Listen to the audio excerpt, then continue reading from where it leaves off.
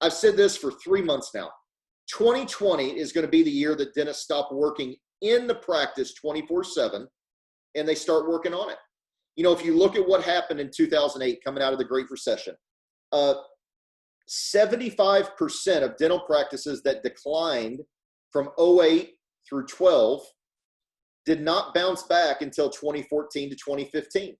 They had a 1 to 2% a year grow rate. And that's really hard. If you or practices you knew went into the recession and they didn't get back to their numbers until 14 or 15, that's really, really hard. And that's not normal. That was not dentistry normally.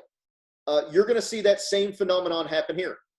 The practices that adapt and that change and that pivot quickly, that are able to make big decisions faster, are going to come out of this very quickly. And those that do not are going to be the same. You know, I saw a meme, David, I think you shared it with me. It was the millennial meme, where it said millennials have now experienced 2 once-in-a-lifetime situations in their lifetime. Financial collapses, yeah. Yeah, the Great Recession of 2008 and the COVID crisis. And I think that's one of the dumbest things I've ever seen. Most of the guys in here are going to remember the dot-com bust of the late 90s. You remember the 87 stock crash, Black Friday. You remember the oil crisis of the 70s. You remember the culture civil rights movement of the 60s. I mean, every 10 years, we go through a crisis or a recessionary period. And to think that this isn't going to happen again it's just galactically stupid. That's just the way it is. That's how I see it. If you are numbed up right now and you are just going at business as usual and you're hoping this doesn't happen again, or you have no plan for how it's going to happen again, you're going to be in the exact same position you're in today. There's no nice way to put it. So don't get so caught up working in the practice that you don't focus on the practice a little bit. And I understand everybody's hair is on fire. Again, you got to put out the fire before you can install new fire hydrants. I get it. But just remember, when your hair is not on fire anymore, that you need to start putting in the fire hydrants around your practice. And the timeline, in my opinion, for doing this is not 2021. It's not October, November. It's June. If June is your open period, if this is my practice, I'm going to say, okay, I'm going to take 4 weeks to get reopened, to get everything settled back in, to figure out the turmoil and what I need to do. And in 4 weeks, I'm going to be on the practice. I'm going to be, here's the 3 priorities. Here's the big 3 things I need to solve in my practice in late July and August.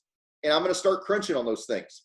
And I think what happens is if we don't make that kind of commitment, it ends up not happening. At least that's for me. If I don't write it down and put a date on it, it ends up like on the honey to-do list.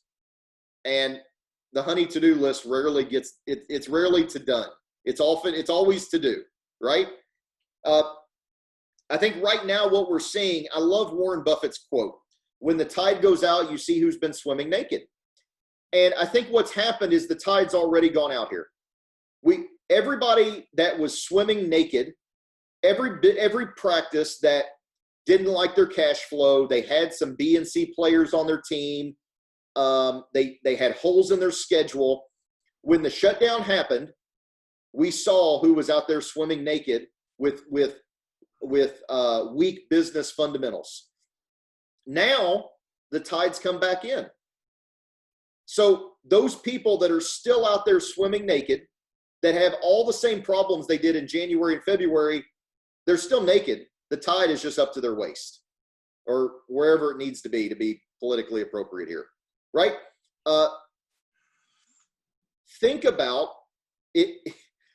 Think about if you're swimming naked or not. Think about what problems you had in January and February that are going to come back and bite you in the rear in July and August and September. If you wait until September, October, November to start solving these problems, you're not going to get them solved this year. And then you're going to go into 2021. And then you're going to go into Christmas, and you're going to come back, and then you're going to start your evaluation for how you need to do this and who's going to help you. And often we see this all the time. Practices come back from Christmas and New Year. They start thinking about it in January. By March, they've made a decision. 3 to 6 months later, you're at Halloween of 2021. We see this happen all the time. If that is not an acceptable outcome to you, then set the deadline. August. Here's the things I'm going to solve in August. This is a big, big part of our 90-day planning regiment we go into. There's a reason we do planning every 90 days. It's because we've got to set goals and deadlines and hold ourselves accountable. If we don't, the easiest thing is to do nothing. And I'm guilty of it all the time. If I don't do it, if I don't write it down and set a deadline for myself, I don't do it. I know me. I know my own faults. I know my own incompetence. I'm a chronic procrastinator, but I figured out ways to kind of hack myself to make sure I do things. David knows I love my Google Calendar. Everything in my life, I live off my Google Calendar because it holds me accountable. I play Tetris with it. I'm always moving things around and making them fit in 15-minute blocks because that holds me accountable to doing the things that I have to get done. And I know what I need to get done. I just need to force myself to do them. And that works for me. It may work for you too. I don't know. You got to look in the mirror and know what's going to work.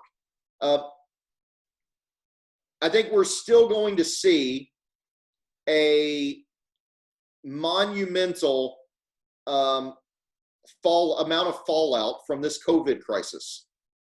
I think this hair on fire that everybody's experiencing right now for dentists is going to be a flat or upward trend, depending on how progressively you're solving the problems in your practice. I think for the retail, the real estate, the restaurant business, other business sectors, I think we've just seen the tip of the iceberg. I don't think we have any idea what the ramifications, the second and third and fourth order consequences of this thing are going to be. We're still going to be surprised by what happens in the next 6 to 9 months. What we think we know today, we only know one thing today. For sure, that one thing that we know is that whatever we think today is wrong. I guarantee that we know that for sure. And that has consistently proven itself for the past 3 months. The ability to forecast out beyond 2 to 4 weeks through this crisis was next to impossible.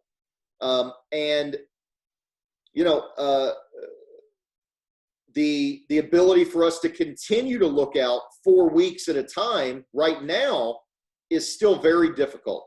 I think once we get into Q3 and Q4, we'll start to get a little more consistency. But just because you're reopening doesn't mean things are back to business as usual. I just think we need to be really cognizant around thinking about what do I want to be doing 9 to 12 months from now. If you're telling yourself, I wish I had made different decisions 9 to 12 months ago, or I could have made different decisions 9 to 12 months ago, and that would have alleviated some pain or solved some problems. If you don't make those decisions, if you've got hindsight right now, hindsight's 20/20, and you don't make those decisions today that you wish you would have made 9 to 12 months ago, you're going to have those same problems in 9 to 12 months from now. These problems are not going away. And that's the biggest thing I want to impress upon everybody tonight is what you put in the drawer is what you came back to get.